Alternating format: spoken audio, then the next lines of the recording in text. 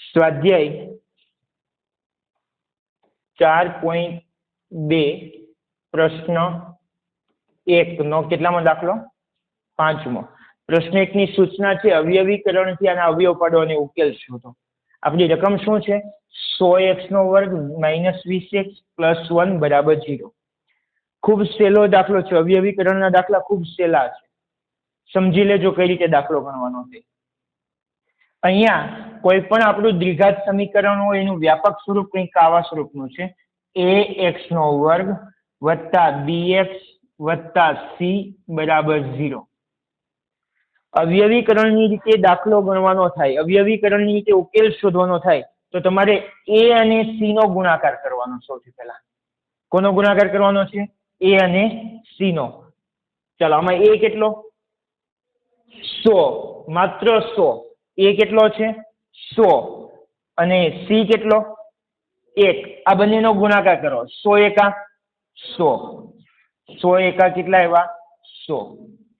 હવે ધ્યાન રાખવાનું, આ c ની આગળની જે નિશાની હોય આ નિશાની અહીંયા મૂકવાની, એટલે કઈ પ્લસ. આ 100 ના આપણે બે અવયવ પાડવાના છીએ અને વચ્ચે નિશાની મૂકીશું c ની, એટલે કે પ્લસ. અને જવાબ કેટલો લાવીશું? તો b જેટલો. કેટલો? b. b કેટલો છે અહીંયા? 20. તો 20. આપણે 100 ના એવા બે અવયવ પાડો કે બે અવયવનો, એટલે કે બે જે 100 ના અવયવ છે એનો સરવાળો કરો તો 20 થાય. બોલો, એવા કયા બે અવયવ છે 100 ના જેનો સરવાળો કરતા જવાબ 20 આવે? 10 દાણ 100 થાય ને? 10 × 10 કરો તો જવાબ કેટલો આવે? 100 આવે. 10 × 10 કરો તો જવાબ 100 આવે. અને 10 અને 10 નો સરવાળો કરો તો 20 થાય છે. એનો મતલબ કે અહીંયા 20x છે તો આ 20x ના આપણે બે ભાગ પાડીએ છીએ. કયા કયા? 10x અને 10x. સમજાય છે? કયા બે ભાગ પાડીએ છીએ? 10x અને 10x. કોના? આ b ના બે ભાગ પાડીએ છીએ. ખ્યાલ આવી ગયો? ફરી વાર કઈ રીતે અવયવ પાડવાના? સૌથી પહેલા શું કરવાનું? a અને c નો ગુણાકાર. a અને c કેટલા છે? 100 અને 1. 100 એકા 100 ના એવા બે અવયવ પાડો. c ની નિશાની જોવાની. કઈ નિશાની જોવાની છે? c ની નિશાની કઈ છે અહીંયા? પ્લસ. તો એની પ્લસ નિશાની મૂકી. આપણે 100 ના એવા બે અવયવ પાડીએ કે જવાબ b જેટલો આવે. b કેટલો છે? તો 100 ના બે અવયવ કયા પડ્યા? 10 દાણ 100. 10 ના બે અવયવ પડ્યા. સમજ પડી? હા કે ના?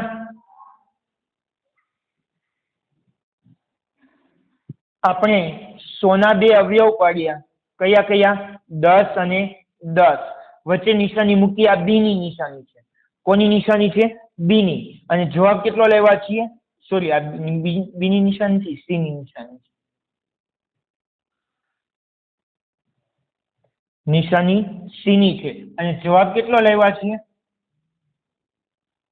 જવાબ કેટલો લેવા છીએ આપણે? b જેટલો. કોના જેટલો લેવેલા છીએ? b જેટલો.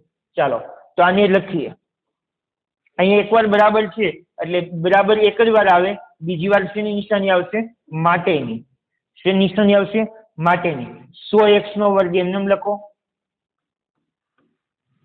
20x ના આપણે બે ભાગ પડ્યા. કયા કયા પડ્યા? 10x અને 10x. એમનેમ લખો. 10x 10x. અહીંયા છે +1, એને પણ બેઠો લખો. +1 = 0. હવે નિશાની મૂકવાની છે. ધ્યાન રાખજો, નિશાની કઈ છે અહીંયા? Minus plus.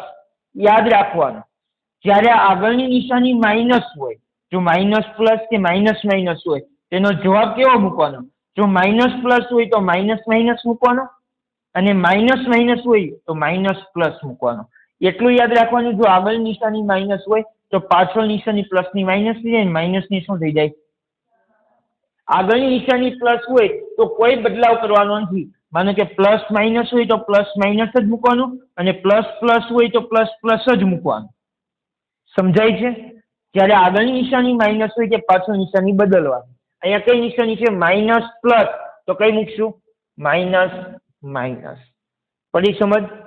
ચાલો, આ 4 પદ થઈ ગયા. 3 પદ હતા એમાંથી 4 પદ બનાવ્યા. ચાલો, 2 પદમાંથી શું સામાન્ય નીકળે જુઓ?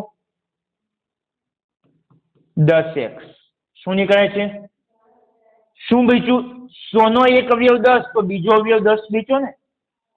x વર્ગના બે અવયવ x અને x, તો એક x બચ્યો, માઇનસ નિશાની એમને 10x સામાન્ય કાઢી લીધા તો શું બચ્યું?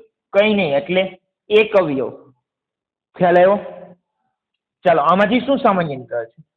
કશું જ નહીં, કશું જ નહીં એટલે -1 કાઢીએ. કૌંસમાં શું વચ્ચે 10x માંથી એક સામાન્ય કાઢ્યો એટલે 10x. જો અહીંયા માઇનસ નિશાની સામાન્ય કાઢીએ એટલે માઇનસ હતું એનું પ્લસ થઈ ગયું, માઇનસ હતું એનું કેવું થઈ ગયું? પ્લસ. અને પ્લસ છે એનું શું થઈ જાય? -1 બરાબર 0. જો કૌંસ, બે કૌંસ આવ્યા, આ બંને કૌંસ સરખા ને? ખરેખર તો આ બે પદ જ કહેવાય, આ એક પદ અને આ બીજું પદ. આ બે પદમાં એક કૌંસ સરખો છે તો એને એકવાર લખીએ 10x -1. બીજા કૌંસમાં શું બચે? 10x -1. જવાબ શું આવે? બરાબર 0. આ શું દર્શાવે છે? આ શું દર્શાવે છે? બે કૌંસનો ગુણાકાર, વચ્ચે કોઈ નિશાની એટલે ગુણાકાર હોય, બે કૌંસનો ગુણાકાર 0. આવું ક્યારે થાય? બે કૌંસનો ગુણાકાર 0 ક્યારે થાય? જ્યારે બેમાંથી એક કૌંસ 0 હોય ત્યારે જ બેનો ગુણાકાર કેટલો થાય? 0. કોઈ પણ બે સંખ્યાનો ગુણાકાર 0 ક્યારે થાય? જ્યારે બેમાંથી એક સંખ્યા 0 હોય ત્યારે જ થાય. તો આના બરાબર 0 એટલે કે પેલા કૌંસ 10x -1 બરાબર 0, અથવા 10x -1 બરાબર 0. આના બરાબર 0 અથવા તો આના બરાબર 0. ચાલો x ને સૂત્રનો કરતા બનાવીએ તો શું બચે? -1 પેલી સાઈડ જશે તો +1, અને અહીંયા 10 ગુણાકારમાં છે, આ બાજુ આવશે તો 1/10. સેમ ટુ સેમ અહીંયા પણ એવું જ થશે. શું થશે બોલો તમે? 10x = 1 માટે x બરાબર 1/10. આ x નો જે જવાબ આવે એને આપણે ઉકેલ કહીએ છીએ. શું કહીએ છીએ? ઉકેલ. આને ઉકેલ પણ કહેવાય, બીજ પણ કહેવાય, શૂન્ય પણ કહેવાય. શું કહેવાય? ઉકેલ પણ કહેવાય, બીજ પણ કહેવાય, અને બહુપદીમાં આપણે એને શૂન્ય કહેતા હતા. શું કહેતા હતા? શૂન્ય. કેટલા આવ્યા? 1/10 અને 1/10. બંને જવાબ કેવા આવ્યા છે? સરખા. આ બંને જવાબ સરખા શા માટે આવે એ આગળ આપણે હજુ શીખવાના છીએ, કારણ કે બહુપદીનો એવો પ્રકાર છે, પૂર્ણવર્ગ બહુપદી હોવાને કારણે બંનેનો જવાબ કેવો આવે છે? ઉકેલ સરખા આવે છે. સમજ પડી? સહેલો દાખલો છે, ગણી લો.